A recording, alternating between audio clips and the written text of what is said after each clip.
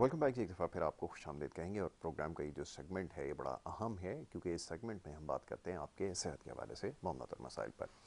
और सेहत में भी सर फहरिस्त आपके जो नफ्सियात से जुड़े मामलात और मसाइल हैं अमूमन होता ही है। मैं बार बार इस बात को दोहराता हूँ और ये इसलिए ज़रूरी है कि अभी तक हमारे यहाँ ये चीज़ नहीं पैदा हुई है कि जैसे हम जिस्म के किसी भी हिस्से को कोई बीमारी अगर लाक होती है तो हम डॉक्टर से रुजू करते हैं। नफ्सियात के साथ अगर कोई मामला हो, कोई ख़राबी हो जो कि हो सकती है, उम्र के किसी भी हिस्से में हो सकती है, तो हम नफ्सियात के डॉक्टर से रुजू नहीं करते।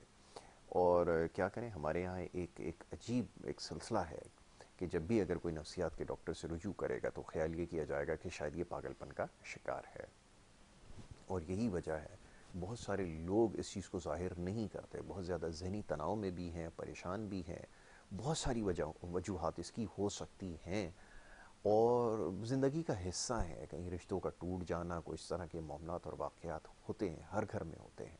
लेकिन उसकी वजह से फिर बहुत सारे लोग बहुत ज़्यादा डिप्रेशन में चले जाते हैं, बहुत ज़्यादा ज़हनी तनाव का शिकार हो जाते हैं और फिर बड़े तवील अरसे तक आप समझ लें कि बाकी मामला ज़िंदगी वो इसी तनाव और दर्द की कैफियत में गुजारते हैं। उससे कहीं बेहतर ये है कि आप नफ्सियात के डॉक्टर से रुजू करें।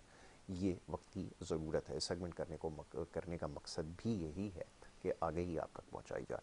हमारे बड़े ख़ास मेहमान डॉक्टर शफीक यासीन एक माहिर नफ्सियात हैं और बड़ा ज़बरदस्त काम कर रहे हैं। पूरी दुनिया में आपने काम किया, मुख्तलिफ़ ममालिक में, आयरलैंड में, ऑस्ट्रेलिया में, पुर्तगाल वगैरह बहुत सारे ऐसी कंट्रीज़ हैं वहाँ पे आपने काम किया और उसके बाद आप पाकिस्तान में हैं और यहाँ पर काम कर रहे हैं। तो डॉक्टर शफीक यासीन हमारे मेहमान हैं, आज ही के रोज़ इस सेगमेंट में हमारे साथ होते हैं। उनको मैं वेलकम करता हूँ। Thank you so very much doctor साहब वंस अगेन। थैंक्स यासिर। माशाल्लाह यू लुकिंग ग्रेट। आज बड़ा ज़बरदस्त कॉम्बिनेशन है, तो इसके लिए भी आप जो है मुबारकबाद हमसे जो है वो कबूल कीजिए।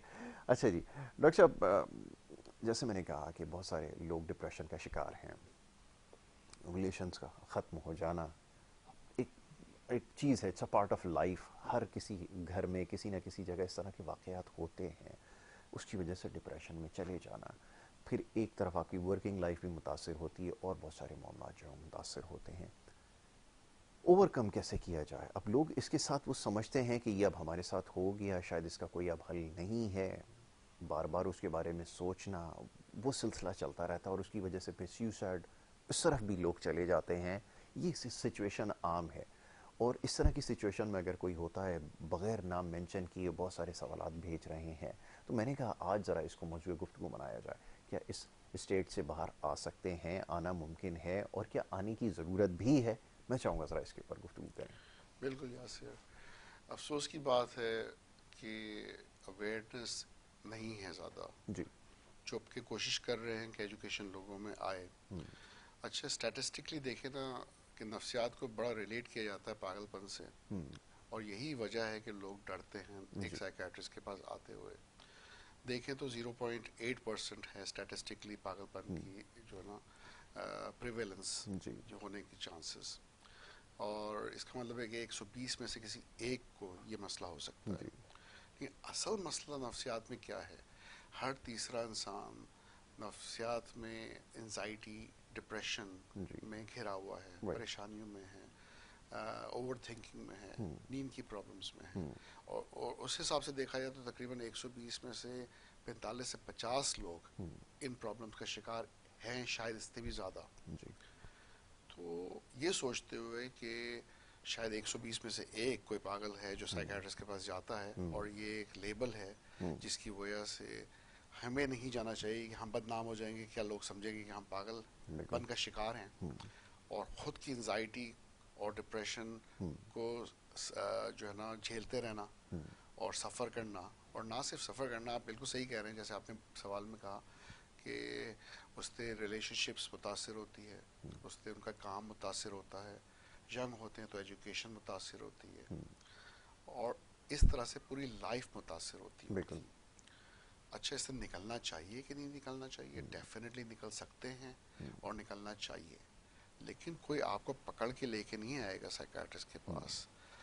आपको खुद ये स्टेप्स लेने हैं बिल्कुल कि ठीक। मुझे ज़रूरत है। पहले तो ये समझना है कि मैं मायूसी में हूँ, जी। मैं बहुत उदास हूँ, मेरी सोचें मुझे तंग कर रही हैं, ये परेशानी की सोचें मुझे क्यों आ रही हैं जो कि नहीं आनी चाहिए। इंस्टेड कि मैं उसको फेस करूं और इन प्रॉब्लम्स होती हैं, जेन्युइन प्रॉब्लम्स भी आती हैं, देखिए किसके साथ प्रॉब्लम्स नहीं हैं।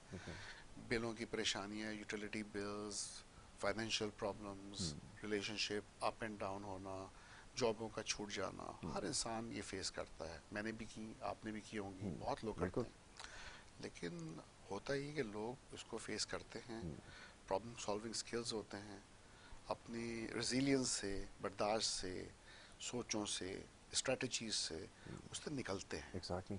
ये नहीं कि उस पर रोते रहते हैं और उसी में फंस जाते हैं और फिर सोचते हैं कि अब कुछ नहीं हो सकता, नाउमीदी में चले जाते हैं।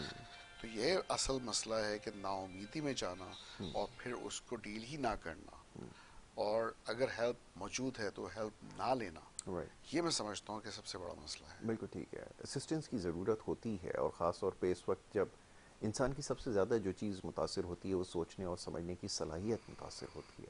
और मेरे ख़्याल में एक डॉक्टर से ज़्यादा, एक नफ्सियात के डॉक्टर से ज़्यादा इसमें कोई मदद आपकी नहीं कर सकता। शुरू में तो शायद हमें बहुत सारी चीज़ें समझ में ना आ रही हो और नहीं आती, वाक़तन ऐसा होता है, लेकिन ये मसला आपका ये बिल्कुल हल हो सकता है। और एक चीज़ खुदा रहा इसमें कोशिश ये करें, अगर खुदा ना करे अगर कोई ऐसी सिचुएशन आपने गो थ्रू की है, अगर आप उससे गुजरे हैं या गुजर रहे हैं, तो किसी भी किस्म की अद्वियात, कोई ड्रग्स की तरफ जाने की ज़रूरत नहीं है। अब ये डॉक्टर साहब बताएंगे, उमूमन ऐसा होता है कि ज़्यादातर जो ड्रग्स के केसेस आ भी रहे हैं, ये उसकी भी एक वजह यही बनती है। ऐसा ही है डॉक्टर साहब? बिल्कुल सही कह रहे हैं, बिल्कुल। इससे जो है वो बचने की ज़रूरत है। तो खुदारा इस तरह की कोशिश ना करें, या कोई एंटी डिप्रेसेंट लोग लेना शुरू कर देते हैं और फिर उसके बाद ये होता है कि उससे मामला और ज़्यादा ख़राब होना शुरू हो जाता है। डॉक्टर साहब, इसके अलावा अब बहुत सारे और भी दीगर क्वेश्चन हैं, ज़रा आज स्ट्रेस के हवाले से ही इसको मैनेज करने के लिए, अभी क्योंकि मैं देख रहा हूँ कि जिस तरह सोसाइटी में ड्रग्स के केसेस बढ़ते जा रहे हैं, कुछ लोगों से इस बारे में बात भी हुई, तो ज़्यादातर जो रेशो अब आ रहा है वो इसी हवाले से है।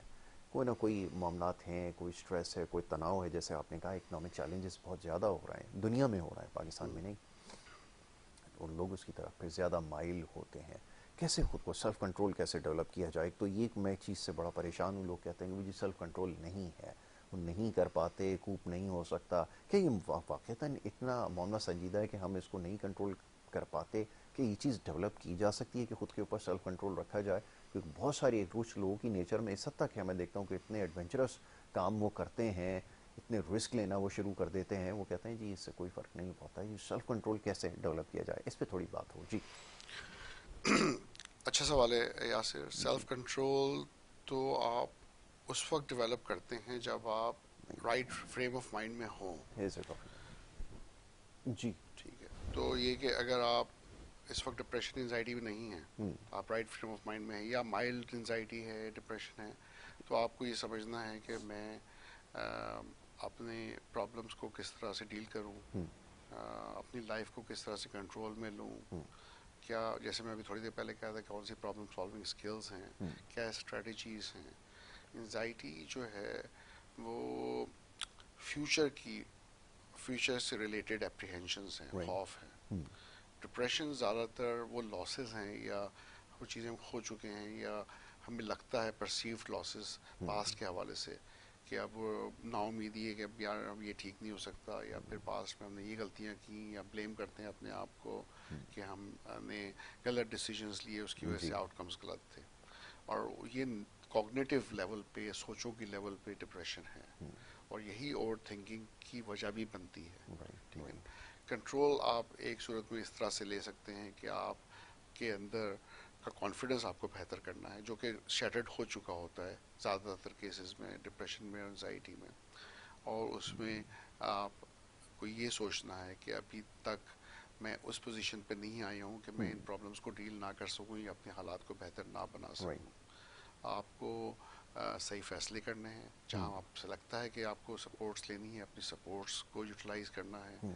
आसपास दोस्त हैं, आपकी फैमिली हैं, आपके ऐसे लोग चाहने वाले हैं जो आपको सपोर्ट कर सकते हैं, सही और गलत की तरफ आपको डायरेक्ट कर सकते हैं। और साथ साथ जो है ना, जब छोटे छोटे स्टेप्स आप राइट डायरेक्शन में लेंगे, तो आपको छोटे छोटे अचीवमेंट से, छोटे छोटे राइट फैसलों से, उसके पॉजिटिव आउटकम से आपको अच्छे रिजल्ट्स मिलेंगे। तो आप, आई थिंक, आप उस सिचुएशन को कंट्रोल कर सकते हैं। जहाँ वो बिल्कुल आउट ऑफ कंट्रोल हो रहा हो वहाँ पर डेफिनेटली हेल्प इज़ देयर। अगर नॉन प्रोफेशनल हेल्प है, फैमिली सपोर्ट्स हैं, फ्रेंड्स हैं, वो पहला I think point of contact है। लेकिन जब वो वहाँ पे भी मामला हल नहीं होते तो डेफिनेटली साइकोलॉजिस्ट हैं, साइकाइट्रिस्ट हैं, उनसे कांटेक्ट करना ज़रूरी है। अच्छा, मैं बहुत सी वीडियोस डालता रहता हूँ जी। मीडिया पे, और मुझे डिफरेंट कमेंट्स आते हैं, जैसे आप भी कमेंट्स पे बात करते हैं। पिछले दिनों मैं बहुत सोच रहा था, और कई दफ़ा ये होता है कि लोग कहते हैं क्या, हम तो चाहते हैं कि साइकियाट्रिस्ट को दिखाएं लेकिन they are too expensive, treatment is too expensive. जी। अच्छा, ये सोचते हो, और अभी रमज़ान भी आ रहे हैं, तो मैंने ये रिसेंटली शुरू किया कि, और ये एक अच्छी न्यूज़ में आपसे शेयर भी नहीं की मैंने, जी। कि we have started a charity clinic अच्छा। डेली माशाल्लाह। 1 to 2 PM, तो free of cost, completely free of ज़बरदस्त। कॉस्ट। बिल्कुल। अगर कोई इस टाइम पे आता है या अपॉइंटमेंट लेता है कि नेक्स्ट डे मुझे 1 से 2 बजे आना है, तो we are not charging anything at all for माशाल्लाह। कंसल्टेशन।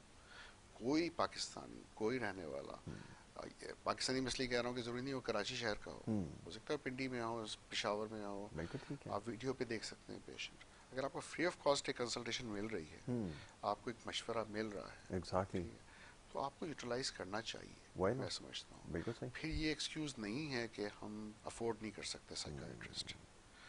फिर बात उसकी इम्प्लीमेंटेशन पे है कि आप वो उन चीज़ों को इम्प्लीमेंट करते हैं कि नहीं करते जो आपको बताया जा रहा है। और अगर इम्प्लीमेंट करते हैं, उससे बेहतरी आती है, तो शायद कुछ ज़िंदगियाँ बदल जाएं, कुछ ज़िंदगी बेहतर हो जाए। अच्छा, ये हमारी प्रायोरिटीज़ में भी शायद शामिल नहीं है। एक बड़ी अनफॉर्चुनेट ये है कि जो अपनी ये जो हम हेल्थ पे पैसा खर्च करते हैं ना, ये एक इन्वेस्टमेंट है। हमारे मिजाज में ये चीज़ शामिल नहीं है। मैंने अक्सर देखा है कि लोग जिन जगहों पर खर्च नहीं करना चाहिए, शादी ब्याह की तकरीबात में खर्च करें जितनी आपकी इस्तात है, लेकिन उस पर इतना ज़्यादा करने की कोशिश करते हैं कि वो समझ से बाला तक है। इसी तरह शॉपिंग पे अगर जिनको शौक है खर्च करने का, वो इतना ज़्यादा खर्च कर देते हैं कि उनको एहसास ही नहीं होता कि वो ज़रूरत से ज़्यादा इसके ऊपर पैसा खर्च कर रहे हैं। लेकिन जब बात आती है अपनी हेल्थ के हवाले से खर्च करने की, आप यकीन करें कि उस वक्त लोग ऐसे बेबस बन जाते हैं कि नहीं जी, इसके ऊपर कैसे खर्च करें। कहीं अगर जाना है, अब तो जगह जगह फिटनेस सेंटर खुले हुए हैं, अगर आप किसी को कह दें वहाँ चले जाएं, जी वो पैसे बहुत ज़्यादा हैं। फिर पैसे ज़्यादा हैं तो उसका आप देखें कि नतीजा क्या निकलना है। अगर आपकी हेल्थ अच्छी होगी तो इवेंचुअली आपको डॉक्टर्स के पास जाने की ज़रूरत नहीं पड़ेगी। लेकिन उसके लिए तैयार नहीं है, उसके लिए बिल्कुल तैयार है। अच्छा, अब डॉक्टर्स की बात करेंगे। जब डॉक्टर्स के पास जाना, जी इनके पास जाकर पैसे ज़ाया कर रहे हैं। अब डॉक्टर के पास जाकर अगर आपको लगता है आप पैसे ज़ाया कर रहे हैं, तो फिर कुछ नहीं किया जा सकता। हर चीज़ के ऊपर कर रहे हैं। माशाल्लाह, ज़रा बैठ कर अपने वीकेंड पे जो रिसीट्स हैं वो निकालें कि आप कितना खाने के बिलों की मद में अदा कर चुके हैं, कराची वाले ख़ास तौर पे, क्योंकि और कोई यहाँ पर एक्टिविटी नहीं है सिवाय इसके कि आप रेस्टोरेंट जाएं, होटलिंग करें, और इसके अलावा और कोई आपकी एक्टिविटी नहीं है। आप देखिएगा आपका एक्सपेंडिचर कितना बढ़ चुका है। तो ये सारी चीज़ें इनकॉर्पोरेट होंगी तो फिर आपको पता चलेगा। जी डॉक्टर साहब। बिल्कुल बिल्कुल यासिर, और इस पर मैं ऐड ये करना चाहूँगा कि ये जो बाहर के खाने पीने हैं, टेक अवेज हैं, किस तेल में बन रहे हैं, किस तरह के उफ। उसमें गोश्त और मसाले और चीज़ इस्तेमाल हो रही हैं, बहुत ही नेगेटिव हैं for physical and mental health दोनों। एग्जैक्टली। और उससे कितना वज़न बढ़ रहा है लोगों को, कितने हेल्थ इश्यूज आ रहे हैं, और नफसियाती प्रॉब्लम्स बढ़ रहे हैं। जी। रात को लेट खाना, और वो हजम नहीं होता, रात को नहीं सोना, और फिर उसकी वजह से नेक्स्ट डे पे जो इफ़ेक्ट्स आते हैं, ये सारी चीज़ें जो हैं लगती लोगों को छोटी छोटी हैं, लेकिन इसकी वजह से नींद का ना आना, ओवर थिंकिंग का बढ़ जाना, एंजाइटी। अब नेक्स्ट डे अगर आप फ्रेश नहीं है काम पे, और आप एग्जैक्टली। कंसंट्रेट नहीं कर पा रहे इसलिए कि आपने वीकेंड पे या पिछले दिनों, अब तो लोग वीकेंड पे क्या डेली बेसिस पे पिज़्ज़ाज और टेक अवेज घर मंगा के खा रहे हैं कई लोग, और पकाना ही नहीं चाहते घर पे। तो ये जो सूरत हाल है, ये बहुत ख़तरनाक है, मैं क्रिटिकल है। समझता हूँ। एग्जैक्टली। बिल्कुल। और इससे जो मिडिल एज और ओल्डर एज से मैं इतना फिक्रमंद नहीं हूँ जितनी यंगस्टर्स जो हैं एग्जैक्टली। वो अफेक्ट हो रहे हैं। यंग यंग बच्चों को वो हैबिट्स आ गई कि हमें तो बस फास्ट फूड ही खाना है, हमें ये चीज़ नहीं मिलेगी तो हम खाना नहीं खाएंगे, फ्रूट्स और वेजिटेबल्स नहीं खाने हैं। अच्छा, कितने फ्रूट्स और वेजिटेबल्स ऐसे हैं, अच्छा ताज़ा दूध है, मछली है, ड्राई फ्रूट्स हैं जिसके अंदर एंटी डिप्रेसेंट इफेक्ट्स हैं और एंजाइटी को कम करने की सलाहियतें हैं। जी। तो मैं ये कहना चाहता हूँ कि सिर्फ दवाइयों खाने से मसले हल नहीं होते, एग्जैक्टली। आपको अपना लाइफस्टाइल चेंज करना भी है, बिल्कुल। ताकि आप अपनी हेल्थ को बेहतर बना सकें। जो दूसरा, गोरे हमेशा कहते हैं prevention is better than cure. बिल्कुल ठीक है। हमारा मसला सब, मैं समझता हूँ बहुत बड़ा मसला ये है कि हम प्रिवेंशन पे तो सोचते ही नहीं है। जी। और जब बीमारी एक दफ़ा आ जाती है, आप बीमार हो जाते हैं, फिर आप कहते हैं डॉक्टर साहब हम कितने महीने के अंदर ठीक हो जाएंगे और अब हमें दवाई नहीं लेनी। जी। मैं उनको ये कहता हूँ एक दफ़ा डैमेज हो गया, और अनफॉर्चुनेटली जब एक वहाँ बीमारी हो जाती है, आपने दवाइयाँ ली, तो शायद 20-25% चांसेस हैं, मे बी 30% चांसेस कि आपने कुछ अर्से दवाइयाँ ली उसके बाद आप ठीक रहें। बिल्कुल। लेकिन मेजॉरिटी ऑफ द केसेस या तो 3 से 4 साल 5 साल तक दवाइयाँ लेते हैं, और कभी कभी लाइफ टाइम तक दवाइयाँ लेनी पड़ती हैं। बिल्कुल। फिर वो ब्लेम करते हैं डॉक्टर्स को कि हमें क्यों लाइफ टाइम दवाइयाँ लेनी पड़ रही हैं। ये नहीं सोचते कि हमने पहली ज़िंदगी में क्या किया, बीमार होने से एग्जैक्टली। पहले हम हमारी अप्रोच क्या थी लाइफ के साथ। तो ये चीज़ें मैटर बहुत करती हैं। एग्जैक्टली। अच्छा, हर एक ये आप जो कह रहे हैं कि इकोनॉमिकल इश्यूज को हाईलाइट करके एक एक्सक्यूज़ है ये भी कई लोगों के लिए, जी। सबके लिए जी। नहीं कहूँगा मैं, कि हम डॉक्टर को नहीं दिखा सकते वगैरह वगैरह। लेकिन प्रायोरिटीज़ अगर राइट हों, और अगर अपनी चादर को देख के पाँव फैला रहे हैं और एग्जैक्टली। नेसेसिटीज़ पे काम कर रहे हैं सिर्फ, तो फिर मैं समझता हूँ कि आप इतना बजट निकाल ही सकते हैं कि आप अच्छे डॉक्टर्स को दिखा सकें। डॉक्टर्स बहुत एक्सपेंसिव नहीं है पाकिस्तान में, और अच्छे डॉक्टर्स मौजूद हैं। नहीं, मैं ये अभी तक नहीं समझ पाया कि जो सेलफोन है, ये 2-3 लाख रुपए का सेलफोन तो एक्सपेंसिव नहीं लग रहा है ना। बच्चों को भी लेकर दिए हुए, सबको लिए हुए, यानी कि आप अपने घर में ही देखें, शायद किसी का जो फ़ोन हो वो 50,000 से कम का होगा, ऐसा ही है। सबके पास हैं, कुछ के पास तो लाख लाख रुपए से ज़्यादा के फ़ोन हैं। वो हमें महंगे नहीं लग रहा है, बड़ी अजीब बात है। लेकिन अगर कभी भी अगर हम डॉक्टर के पास जा रहे हैं, अभी सिर्फ मैं सबके लिए वो नहीं कह रहा, तो अगर आपसे 5,000 चार्ज कर लेगा, तो वो आपको महंगा लगना शुरू हो जाएगा। ये बड़ी अजीब बात है कि जिसकी वजह से आप नफ्सियात की बीमारियों का शिकार हो रहे हैं, उस पर आप 2-2, 3-3 लाख रुपए आंख बंद करके उधार मांग कर भी इन्वेस्ट कर रहे हैं। लेकिन जिससे आपको रिलीफ मिलेगा, उसके लिए आप 5,000 देने के लिए तैयार नहीं है। ये हमारा माइंडसेट बन चुका है। और फिर हैबिट्स को हम अपनी क्यों नहीं चेंज कर सकते। मैं भी अपना एक्सपीरियंस आपके साथ शेयर करूंगा। वो सोशल मीडिया पे अपन स्क्रॉल करते करते मैं वो देख रहा था, तो वो एक एडवाइस ये दी जा रही थी कि वो पानी को अपने से दूर रखें रात को, और ये करते वक्त इलॉजिकल डिस्कशन होती है। ये मैं बता दूं कि मैं अगर उसके ऊपर मैंने अमल किया ना, तो उसका कतई मकसद नहीं है कि वो बड़ी अच्छी कोई बात थी। तो इलॉजिकल, बिल्कुल इसका कोई लॉजिक नहीं है, कम से कम मेरे पास नहीं है कि आप पानी को खुद से दूर रखें सोएं या क्या है। वो एक ऐसी बात थी, बट मैंने एक सेकंड के लिए सोचा, मैंने किसी एक एक्सपेरिमेंट करके देखते हैं कि इसका होता क्या है। क्योंकि मेरे साथ अपनी ये प्रॉब्लम होती है कि रात में बहुत दफ़ा मैं पानी पीने के लिए उठता हूँ। मैंने कहा ज़रा इसको चेक करके देखते हैं कि अपनी हैबिट को तब्दील करने में शायद इससे मदद मिल जाए। एक सेकंड के लिए मेरे लिए मुश्किल होता है, क्योंकि मेरे आसपास पानी होना ज़रूरी है, कोई बॉटल में, ग्लास में, कुछ भी। तो एनी हाउ मैंने उसको कहा कि एक्सरसाइज करके देखते हैं कि इसका नतीजा क्या निकलता है। तो 2 या 3 दफ़ा जो मेरी आँख खुलती है वो खुली, बट मैंने पानी की तरफ में नहीं गया और मैं उसी तरह सो गया। सरप्राइजिंगली वेरी नेक्स्ट डे ना मेरी आँख खुली, ना मुझे उसकी ज़रूरत पेश आई, and I am quite relax. Habit मेरी चेंज हो गई। तो इसका पता ये चला कि मैं इसको खुद चेंज कर सकता था, तो मैंने इसको कर लिया एक्सपेरिमेंट करने के लिए। बाकी इसकी लॉजिक क्या है, अगर आप पूछेंगे, मेरे पास इसका कोई जवाब नहीं है कि वो रखना चाहिए नहीं चाहिए। इसका कोई नहीं, आपकी मर्ज़ी, आप चाहें रखें, आपकी मर्ज़ी आप ना रखें। बट मैंने इसको एक्सरसाइज किया कि मैं देखता हूँ मेरा ब्रेन क्या मैसेज देता है। तो ये हैबिट्स को अपनी चेंज किया जा सकता है, मेरा ख्याल है। कोई ऐसी चीज़ नहीं है, अगर आप चाहें, विलिंग बिल्कुल हो, तो आप अपनी विल से सब कुछ चेंज कर सकते हैं। जी डॉक्टर साहब, आप बिल्कुल। बताइए किस हद तक इफेक्टिव हो। इंट्रिंसिक मोटिवेशन, अगर जी। आपकी मोटिवेशन अंदर से है, आप वाकई पैशनेट हैं, आप चाहते हैं कुछ करना, तो वो चीज़ की जा सकती की है। जा सकती है। आपके अंदर विल पावर होनी चाहिए, और आपको और हर इंसान के अंदर ये पोटेंशियल है कि वो चेंज कर ले अपनी हैबिट्स को। एग्जैक्टली। आप जो कहते हैं कि हम सिगरेट नहीं छोड़ सकते, हम मावा गुटखा नहीं छोड़ सकते, हम नस्वार नहीं छोड़ सकते, हम ये चीज़ें बुरी आदतें नहीं छोड़ सकते, ये सब एक्सक्यूज़ेस हैं। अच्छा, ये चीज़ मैंने देखी है कि जिस दिन मैं पेशेंट को एडमिट करता हूँ हॉस्पिटल में, और हमारे स्ट्रिक्ट पॉलिसी ऑफ कोर्स है, और हॉस्पिटल्स में नो स्मोकिंग होती है, एग्जैक्टली। और कोई नस्वार, कोई गुटखा, कोई पान, कुछ अलाउड नहीं बिल्कुल होता। ठीक है। महीने, 2 महीने, 3 महीने तक पेशेंट एडमिट होते हैं, और उनको एक दफ़ा ज़रूरत नहीं होती सिगरेट की, एग्जैक्टली। और ना दी जाती है। बिल्कुल। जिस दिन वो जाते हैं, कहते हैं अब हम सिगरेट के बगैर रह नहीं सकते। ये बड़ी अजीब बात है, एनवायरनमेंट का बड़ा असर होता है। बिल्कुल ऐसा बिल्कुल। ही है। तो इसका मतलब है कि वो रह सकते हैं, एंड वो मैं उनको यही समझाता हूँ कि आप 3 महीने रहे हैं, कोई मसला नहीं हो। रमज़ान में भी है, कुछ हाँ, लोग वाकई छोड़ भी देते हैं इसको। तो फिर क्या रीज़न है कि जिस दिन आप बाहर गए उस एनवायरनमेंट में फिर आपने सिगरेट पीना शुरू कर दी? एग्जैक्टली, बिल्कुल।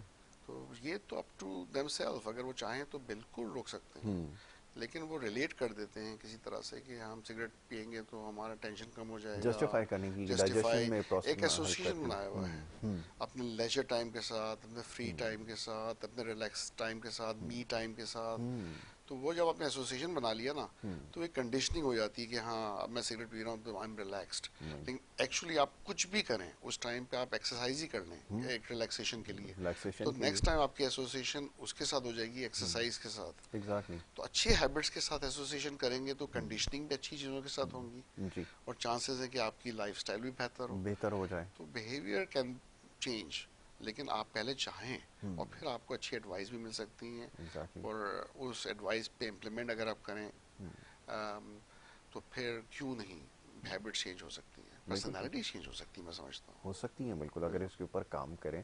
लेकिन उसके लिए सबसे ज़रूरी चीज़ ये कि हम सोचना शुरू करें। एक तो प्रॉब्लम ये है कि हमने सोचना ख़त्म कर दिया। अब ये सोचने से मुराद क्या, आप लोग कहेंगे हम तो सारी सारी रात सोच के ही तो गुजार रहे हैं। ये वाले सोचने में और मैं जिस तरफ निशानदेही करना चाह रहा हूँ इसमें काफ़ी फ़र्क है। सोचना ये है कि ये हम अपना एनालिसिस करें, एनालाइज करें कि क्या क्या गलतियां हमसे हो रही हैं हमारी डेली रूटीन के अंदर, और उसको कोशिश करें कि आहिस्ता आहिस्ता आहिस्ता हम जो है उसको निकालते जाएं, कम करते जाएं। असल बाहर तो ये प्रैक्टिस है, लोग करते हैं, बच्चे भी करते हैं, बड़े भी। एक टू डू लिस्ट बनाते हैं, सोने से पहले करना क्या क्या है अगले दिन की प्लानिंग कर लेते हैं। तो इस तरह की एक हैबिट भी रखें जिसके अंदर जो जो गलतियां मुझसे हो रही हैं, ज़रा मैं भी कोई परफेक्ट तो इंसान नहीं हूँ, मुझसे बहुत सारी गलतियां हो रही हैं, मैं कोशिश करूं कि उसको नोट करता जाऊं कि मैं इससे जान छुड़ाने की कोशिश करता हूं। जैसे मैंने आपको बताया कि मेरे साथ एक प्रॉब्लम था, मैंने कहा कि इससे मुझे बड़ी परेशानी होती है, इसको मैं निकालता हूं। मैंने एक एक्सरसाइज की, वो एक दिन के अंदर उसका रिजल्ट आ गया। तो ये बहुत सारी चीज़ें अगर आप डेवलप करें। जी डॉक्टर साहब, ऐसा बिल्कुल। करने की ज़रूरत है। प्रॉब्लम सॉल्विंग, जैसे अब आप बात कर रहे हैं, प्रॉब्लम सॉल्विंग स्किल का मेन तरीका क्या है? तरीका यही कहते हैं कि कोई भी एक प्रॉब्लम होता है उसका एक सॉल्यूशन नहीं होता। जी। जब सोचने जाएं तो उसके ए बी सी डी बहुत सारे पॉसिबिलिटीज हैं कि उसको आप अलग अलग तरह से सॉल्व कर सकते हैं। प्रॉब्लम सॉल्विंग स्किल ये कहती है कि आपने जब ये 4 या 5 तरह के प्रॉब्लम सॉल्विंग सोचेंगे, ये तरीके से मैं इस प्रॉब्लम को सॉल्व कर सकता हूँ, तो उसमें से जो आपको सबसे बेहतर तरीका लग रहा है उसको इम्प्लीमेंट करें, देखें उससे आपका प्रॉब्लम सॉल्व हो रहा है कि नहीं हो रहा। बिल्कुल। और अगर सॉल्व हो जाता है तो वेल एंड गुड, लेकिन नहीं आता तो फिर आप प्रॉब्लम बी, सॉल्यूशन बी पे जाएं, सी पे जाएं, डी पे जाएं। तो थिंकिंग प्रोसेसेस जो हैं आपके पॉजिटिव हों, आपने डिफरेंट प्रॉब्लम सॉल्विंग स्किल्स के हवाले से सॉल्यूशन सोचे हुए हैं, आपको एक के बाद एक सॉल्व करना है और ट्राई अगेन करना है। देखिए वही बात है ना कि एक दफ़ा फेल होने का मतलब नहीं है कि आप उसको फेलियर समझ लें कि आप ये मामला हल ही नहीं हो सकता। एग्जैक्टली। उसको वापस से ट्राई करना, अटैम्प्ट करना ज़रूरी है। और मैं स्टूडेंट से ये कहता हूँ, यंगस्टर से हमेशा ये कहता हूँ कि फ़ेल होना ज़रूरी है आपकी सक्सेस के लिए। फ़ेल होना इसलिए ज़रूरी है कि आपको फेस करने हैं अपने फेलियर्स। ये नहीं कि एक दफ़ा फेल हो के आप बैठ जाएं और नाउमीद हो जाएं। जिसको फेल होना नहीं आया, जिसको हारना नहीं आया, जिसको हारने को फेस करना नहीं आया, एग्जैक्टली। वो कामयाब इंसान कभी नहीं बन सकता। नहीं हो सकता, बिल्कुल ठीक है। तो इसका स्टूडेंट्स के लिए बड़ा स्ट्रॉन्ग मैसेज है कि इसके बारे में बड़ी संजीदगी से सोचें और इसके ऊपर काम करें। जैसे डॉक्टर साहब बताते हैं हमें कि इन सारी चीज़ों को कैसे ओवरकम किया जा सकता। कोई भी बुरी हैबिट है, ख़ासतौर पे स्मोकिंग है और इस तरह की दीगर चीज़ें हैं, अगर इसको आप चाहते हैं ख़त्म करना तो आपको खुद ही इनिशिएटिव लेना पड़ेगा, और इसको कोई बाहर से नहीं कर सकता। यानी कि अगर डॉक्टर साहब के पास भी जाएंगे ना, तो इन्होंने आपको बताना है कि तरीका क्या होगा, करना फिर आपको ही है। अच्छा ये भी होता है, डॉक्टर साहब के पेशेंट आते हैं कि वो जी हम तो डॉक्टर के पास गए थे, वो माइंडसेट ये होता है कि डॉक्टर के पास कोई ऐसी चीज़ होगी कि वो खुद सारी चीज़ों को ठीक कर देगा, और अगर वो नहीं कर पा रहा होगा अपने एंड से, अगर उससे नहीं हो पा रहा होगा, तो सारी जिम्मेदारी आयद कर देता है डॉक्टर के ऊपर। जो उसके साथ आते हैं वो भी यही कहते हैं जी डॉक्टर अच्छा नहीं है। जी अब बताइए। मैं तकरीबन सब पेशेंट से ही कहता हूँ, जब एक पेशेंट को मैं असेस करता हूँ, वैल्यूएट करता हूँ, डायग्नोज करता हूँ, एक मैनेजमेंट स्ट्रेटजी बताता हूँ, राइट। तो जाने से पहले मैं कहता हूँ कि इस ट्रीटमेंट की पूरी जिम्मेदारी आपकी है, आपके। मेरी जिम्मेदारी ज़ीरो है। उसकी वजह है कि आपने एक रास्ता दिखा दिया, ठीक है ना। इसी तरह के कोई आप भटक गए हैं और रास्ते में किसी से पूछ रहे हैं कि भाई मुझे इस जगह पहुँचने का रास्ता तो समझा दो, और वो कहेगा यहाँ से सीधे हाथ मोड़ो, उल्टे हाथ मोड़ो, वहाँ पे ये आएगा राउंड अबाउट वगैरह वगैरह, और आप इस मंजिल पे पहुँच जाएंगे। उसके आगे उसने रास्ता बता दिया है, लेकिन पहुँचना मंजिल पे उस आदमी का काम नहीं है। उसके बाद जब उसने एक दफ़ा बता दिया, वो उसी ड्राइवर का काम है जो उसको ए से बी तक पहुँचना होता है। एग्जैक्टली। डॉक्टर का काम भी यही है, वो स्ट्रैटेजीज बताएगा, दवाइयाँ बता देगा, प्रैक्टिकल ऐसी स्ट्रेटजीज बताएगा जो बिहेवियर मॉडिफिकेशन में, प्रॉब्लम सॉल्विंग में, एंजाइटी मैनेजमेंट में या डिप्रेसिव की स्ट्रेटजीज के हवाले से हेल्प कर सकती हैं। लेकिन उन चीज़ों को वो इम्प्लीमेंट करता है नहीं करता, दवाइयाँ टाइम पे लेता है कि नहीं लेता, नेक्स्ट टाइम अपॉइंटमेंट पे आता है कि नहीं आता, ये सारी चीज़ें उसकी जिम्मेदारी है पेशेंट की। और फिर अगर वो ये चीज़ें नहीं तरीके से करता और फिर वो अगर कहता है कि मैं ठीक नहीं हुआ, तो फिर डॉक्टर की गलती नहीं है। और जो मेजॉरिटी ऑफ द केसेस मैं देखता हूँ या फिर उसमें प्रॉब्लम्स क्या आते हैं कि पेशेंट ठीक होने लगते हैं, वो समझते हैं अब तो हम बेहतर हो रहे हैं, खुद डिसाइड कर लेते हैं कौन सी दवाई लेनी है कौन सी दवाई नहीं लेनी है, या खुद ही बंद कर देते हैं दवाइयाँ। फिर 6 महीने साल बाद आते हैं कि हम काफ़ी बेहतर हो गए थे डॉक्टर साहब आपकी दवाई से, लेकिन हमने दवाइयाँ बंद कर दी और अब हम फिर बिगड़ गए हैं। या फिर ये कि वो अज्यूम करते हैं कि ये दवाइयाँ जो है ना काम कर रही हैं, और कुछ दवाई ऐसी होती हैं जिनके हैबिट फॉर्मिंग एडिक्शन हो सकती हैं।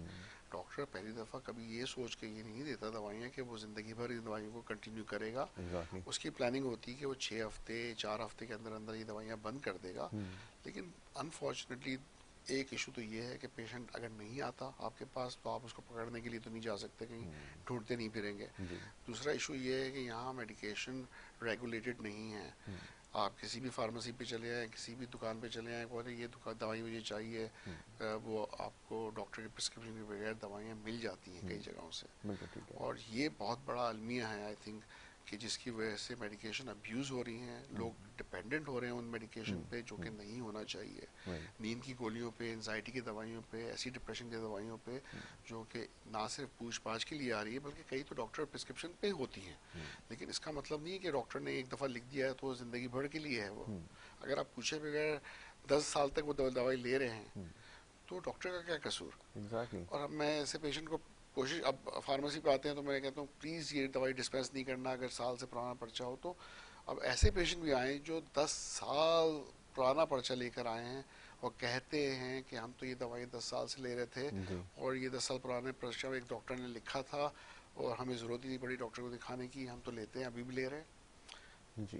तो किसने उनको कहा था कि 10 साल तक दवाइयाँ लें। एग्जैक्टली। और बिल्कुल। फिर अगर कोई जिगर का मसला, गुर्दों का मसला, कोई और ऑर्गन डैमेज होता है तो फिर ब्लेम करते हैं कि डॉक्टर ने ऐसी दवाई दे दी थी कि जिसकी वजह से ये मसला हुआ। बिल्कुल। डॉक्टर ने कतई नहीं कहा होगा कि आप 10-15 साल तक ये दवाई खाते रहें। बिल्कुल। हाँ, अगर आप रेगुलरली दिखाते रहे और डॉक्टर यही दवाइयाँ लिखता रहा, फिर हाँ डॉक्टर का कसूर है। एग्जैक्टली। लेकिन आप दिखाएं, मशवरा करें, और फिर आप देखें कि क्या आपको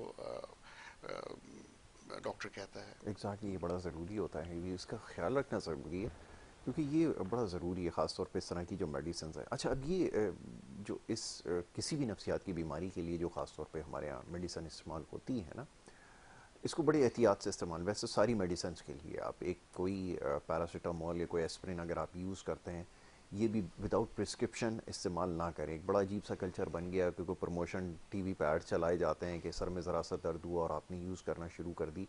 ये मसले का हल नहीं है, और एट टाइम्स इसके इतने सीरियस इफ़ेक्ट हो सकते हैं, साइड इफ़ेक्ट्स हो सकते हैं कि शायद वो मैनेज करना फिर डॉक्टर के बस की भी बात ना हो। बहुत सारे केसेस में ये देखा गया है, जिनको आप बहुत मामूली सी अद्वियात समझते हैं, बहुत ज़्यादा डैमेजिंग हो सकती हैं और बहुत ख़तरनाक हो सकती हैं। पहले इस चीज़ को समझ लें। तो डॉक्टर से अगर रुजू करेंगे तो फिर वो आपको बताएगा। जी डॉक्टर साहब। बिल्कुल, ना सिर्फ पैरासीटामोल या सर, इवन वाइटामिन।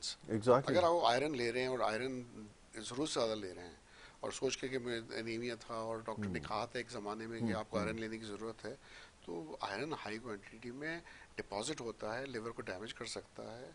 और इसी तरह वाइटामिन पे भी ये चीज़ें अप्लाई होती कैल्शियम का हैं, सेम वही कैल्शियम वो है, देखें स्टोन्स बन जाते हैं, किडनी डैमेज होती हो है। जाता है, डिपॉजिट तो हो आप जाता है किडनी के सोचे ऊपर। समझे वगैरह कुछ ऐसी चीज़ ले रहे हैं डॉक्टर के मशवरे वगैरह, सोचते हैं ये तो ओवर द काउंटर वाइटामिन मिल जाती है, मैं ये भी खा लूँ वो भी खा लूँ।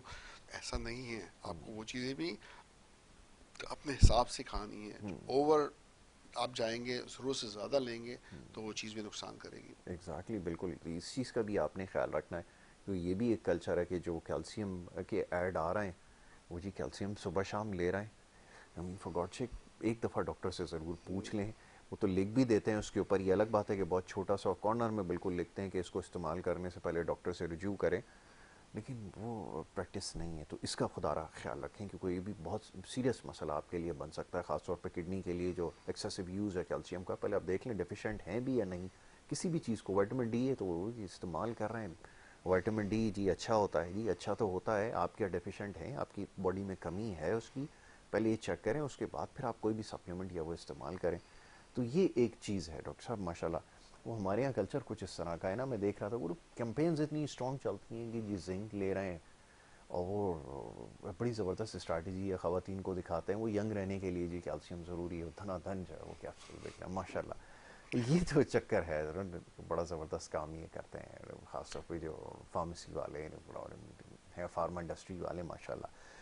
डॉक्टर साहब, एक डाउन सिंड्रोम और एडीएचडी के हवाले से क्वेश्चन कुछ हैं, क्या इसके ऊपर बात हो सकती है? इनकी ट्रीटमेंट का तरीकाकार क्या है? क्या एक साइकियाट्रिस्ट इसको हैंडल करके नॉर्मल की तरफ ला सकता है?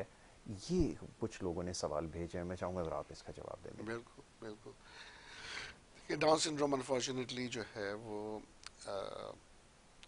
लर्निंग डिसेबिलिटी के डोमेन में आता है, साइकेट्री में तो डेफिनेटली आता ही है, लेकिन होता ही है कि अगर आईक्यू लेवल लो है और साथ में बिहेवियरल इश्यूज हैं और इमोशनल एबिलिटी है, इमोशनल चैलेंजेस आ रहे हैं, क्योंकि ज़ाहिर है जब दिमाग छोटा है, आईक्यू कम है, तो वो सोचे समझे बगैर इम्पल्सिव हो सकते हैं, हाइपर हो सकते हैं, नींद के इश्यूज आ सकते हैं, इमोशनल इश्यूज के साथ साथ बिहेवियरल बहुत से प्रॉब्लम्स आ सकते हैं, एग्रेशन आ सकता है, एजिटेशन आ सकता है।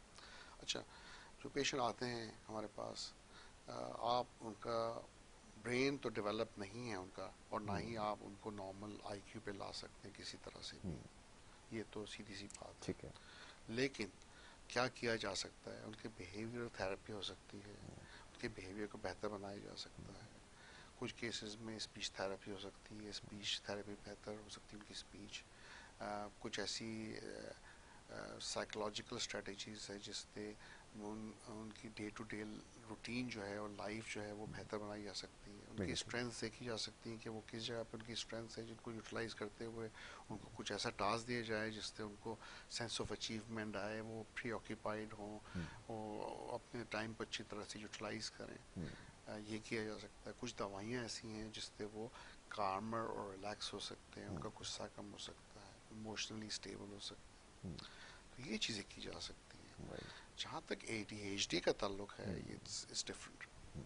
अटेंशन डेफिसिट हाइपरएक्टिव डिसऑर्डर जो है उसमें ज़रूरी नहीं है कि IQ बिलो नॉर्मल हो। ठीक है। ठीक, वो ट्रियाड है उसका जो डायग्नोसिस का, वो 3 मेन पिलर्स पे खड़ा है। राइट। एक पूरा टेंशन एंड कंसंट्रेशन, राइट। कि वो कंसंट्रेट सही नहीं कर पाते, उनका दिमाग कभी ये सोच रहा है कभी वो सोच रहा है, और फोकस उनका नॉर्मल नहीं होता। तो ये एक हो गया।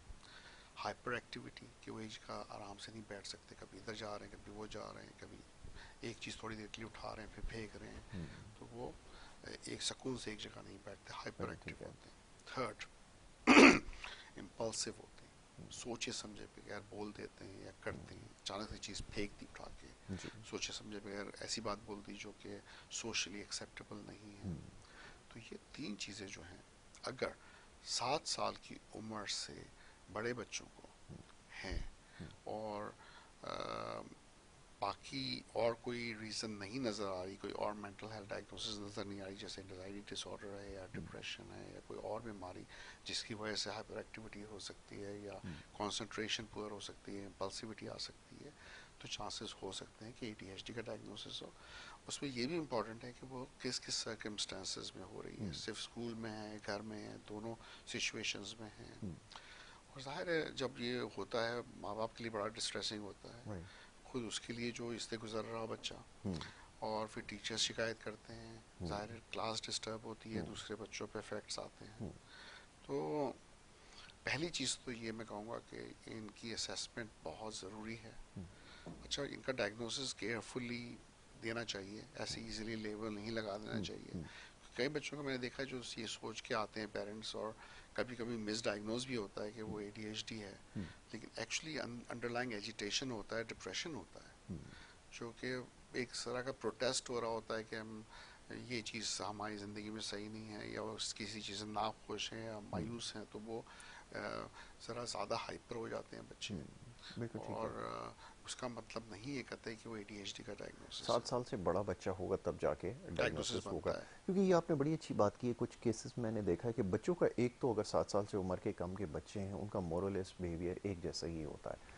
एक पेशेंट को मैं केस स्टडी किया तो उसको ऑटिज़म जब डायग्नोस हुआ तो ये मेरे लिए समझना मुश्किल था कि जो चीज़ें जिसको वो गो थ्रू कर रहे थे डायग्नोसिस से पहले वो तो मोरलेस हर बच्चे के अंदर नज़र आती है। इसलिए कन्फ्यूजन थोड़ी पाई जाती है कि ये डिटर्मिन करना कि आया ये है क्योंकि वो किसी टेस्ट वो से गो थ्रू करते हैं, किसी चीज़ को अचानक से उठा लेना या इस तरह की कोई चीज़ है।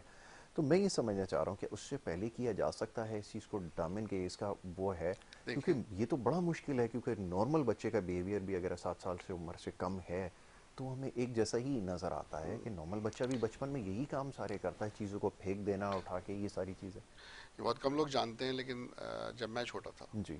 और मैं जब 3 4 5 साल का था, तो मेरे अंदर ये आदत, मुझे याद इतना नहीं है, लेकिन मेरे पेरेंट्स बताते हैं कि मैं टेबल पे खड़ा होकर हर बर्तन फेंकता था और तोड़ता था, बिल्कुल। और बहुत हाइपर बच्चा हुआ करता था। और जो डैडी के कोलीग्स थे वो कहते थे यार तुम्हारे बच्चे को ADHD तो नहीं है इस ज़माने में। जी जी। मेरे फादर हमेशा ही कहते थे नहीं, इसकी क्यूरियोसिटी है, ये तोड़ के देखना चाहता है, ये एग्जैक्टली। सीखना चाहता है, उसको कुछ नहीं बोलो, उसको डांटो नहीं। उन्होंने शीशे के गिलास की जगह मेटल के गिलास रख लिए, जी। बर्तन चेंज कर दिए, कहा उसको जो करना है करने दो, ठीक हो जाएगा, आस्ते से खुद सीख लेगा, ठीक हो बिल्कुल ठीक जाएगा। है। अच्छा, हुआ भी यही। एज सुन एज मैं तकरीबन 6.5 7 साल का हुआ, 7.5 साल का, मेरा बिहेवियर काफ़ी काम हो गया, मैं रिलैक्स हो गया, और मेरे अंदर बड़ा चेंज आया। और फिर उसके बाद से मैं काम ही रहा हूँ, लोग मुझे कहते हैं कि मैं हाइपर नहीं हूँ, बिल्कुल ओके, रिलैक्स इनफैक्ट इंसान आप हूँ। जिस फील्ड में आ हाँ, गए इसके लिए तो बहुत ज़्यादा काम होने की और ज़रूरत है। कंसंट्रेशन की ज़रूरत है। देखिए, एग्जैक्टली। अगर मैं कंसंट्रेट करके नहीं सुनूंगा आपकी बात, तो मैं अच्छा साइकाट्रिस्ट बन ही नहीं सकता। तो अगर मुझे ये लेबल लगा दिया जाता उस वक्त कि मैं ADHD का पेशेंट हूँ जी। और जो कंसंट्रेट ही नहीं कर और सकता, ट्रीटमेंट भी उसी तरफ ले जाते तो तो मैं मैं जाहिर है फिर कि कंसीव कर एग्जैक्टली लेता तो उस वो चीज़ को। नेगेटिव होता मेरे लिए। मुझे किसी ने ये डायग्नोसिस नहीं दिया, शुक्र है मेरे फादर से अच्छे साइकाट्रिस्ट थे, उन्होंने समझ लिया कि ये ये भी बच्चा ब्लेसिंग क्यूरियस थी, है। एग्जैक्टली। ब्लेसिंग थी। अच्छा, सेम चीज़ मेरी सबसे बड़ी बेटी के साथ हुई। जब वो छोटी थी बहुत हाइपर थी, और मुझे अपनी बात पता है कि मेरे अंदर ये था, तो मैंने कहा इनबिल्ट ये था। फैमिली में है, और आज वो भी डॉक्टर है। माशाल्लाह। और इसका मतलब है वो भी क्यूरियस थी, और वो भी जब 6 7 साल की हुई तो काम हो गई। उससे पहले शी वॉज सो हाइपर, ना सोती थी, पूरी पूरी रात जागती थी, और उसको हर चीज़ कभी ना कभी कुछ ना कुछ करना होता था। वो बहुत ही क्यूरियस टाइप की बच्ची थी, सीखने की कोशिश करती थी मेरे ख्याल में। साउंड से सीखते हैं लोग। देखें, बच्चे जो है ना वो बड़े वो इस तरह के स्पंज होता है, जैसे वो एब्जॉर्ब करने की कोशिश कर रहे होते हैं हर चीज़, हर। देखिए, आपके 5 परसेप्शंस हैं, आपकी जी। आई साइट है, आपकी हेयरिंग है, आपका टच सेंस है, एग्जैक्टली। तो आप टेस्ट है, एंड सो ऑन। तो आप हर तरह से आप सीख रहे हैं, और आप आए हैं दुनिया में जब, और आपने नई नई चीज़ें देखनी शुरू की, कलर्स की पहचान, आपको जी। शेप्स की पहचान, ये चीज़ परिंदे हैं, ये पौधे हैं, हर चीज़ नई नई है। बिल्कुल सही। तो जब आप एक्साइटेड होकर वो चीज़ के बारे में एक्सप्लोर करना चाहते हैं ना, जी। तो उसी को कहते हैं कि ये हाइपर एक्टिव हो गया है। लेकिन वो एग्जैक्टली। सीखना चाह रहा है, वो उस दुनिया को समझना चाह रहा है, वो अपने माँ बाप को समझना चाह रहा है, वो माँ बाप की अटेंशन शायद मांग रहा है। और बहुत सी वजूहत हो सकती है जिसकी वजह से वो हाइपर हो सकता है। एग्जैक्टली। अगर आप उसको बिठा के उससे बातें करें, उससे कम्युनिकेट करें, उसको अच्छी स्टोरीज सुनाएं, उनसे 1 to 1 इंटरेक्ट करें, तो क्या क्या कई हद तक चेंजेस आ सकते हैं। तो मैं समझता हूँ कि पेरेंटिंग ट्रेनिंग जो है बड़ी ज़रूरी है। पेरेंट्स को ट्रेनिंग की ज़रूरत है। और ये मैं कहता रहा हूँ कि गाड़ी चलाने के लिए आपको लाइसेंस की ज़रूरत होती है, पेरेंट्स बनने से पहले आपको किसी लाइसेंस की ज़रूरत नहीं होती। नहीं होती है। जबकि मेरे ख्याल में ये बहुत बड़ा डिसीजन होता है ज़िंदगी में जी। कि आप पेरेंट बन रहे हैं। अब तो हालात मैंने ये भी देखे हैं, कई पेशेंट्स के 8 8 10 10 बच्चे हैं, 5 बच्चे हैं प्लस हैं, और एक बच्चा दूसरे को संभाल रहा है, और कोई क्वालिटी ऑफ केयर नहीं है। तो सब्जेक्ट भी बड़ा क्रिटिकल है। अब क्रिटिकल तो है पूरी ये। दुनिया में अब तो डिस्कस किया जाता है कि आया हम केपेबल हैं ये रिस्पॉन्सिबिलिटी लेने के लिए, फिर हमारा डायरेक्शन क्या होगी इसके बाद। बहुत सारी चीज़ों को सेक्रीफाई करना पड़ेगा, हमें अपने लाइफस्टाइल को चेंज करना पड़ेगा, अपनी हैबिट्स को चेंज करना पड़ेगा, जो कि इसकी डिमांड है। अगर आप वो कर सकते हैं, अगर अच्छा पेरेंट बनना चाहते हैं, फिर आप कंप्लेन नहीं कर सकते कि स्मोकिंग की हैबिट आपकी है, ठीक है। अब आप इसके लिए तैयार रहें कि लाजमी आपका बच्चा जब आपको बचपन से देखेगा स्मोक करते हुए, आगे जाके ऐसा हो ही नहीं सकता कि वो स्मोकिंग ना करे। तो ये चीज़ें आपको सोचनी पड़ेंगी। ये तो मैंने एक मिसाल दी है डॉक्टर साहब, डिस्कस होता है, लोग जाते हैं, काउंसलर बैठे हैं, काउंसलिंग करवाते हैं, फिर वो ये फैसला करते हैं, क्योंकि बहुत बड़ा डिसीजन होता है। बहुत सारी हैबिट्स थी, आपकी भी होंगी, बहुत सारे लोगों की होती हैं, वो बाद में फिर उनको चेंज करनी पड़ती है। तो वो हमारे यहाँ शायद आपने बिल्कुल सही कहा कि वो 8-10 बच्चों के बाद भी रियलाइज़ नहीं होता, ना वो उसके लिए तैयार हैं। जी। बिल्कुल। ओके। मैं समझता हूँ कि फ्यूचर साइकाइट्री जो है, फ्यूचर की नफ्सियात का एक बहुत बड़ा हिस्सा आपकी उन डिसीजंस में है, जिनमें से एक डिसीजन बर्थ कंट्रोल भी है।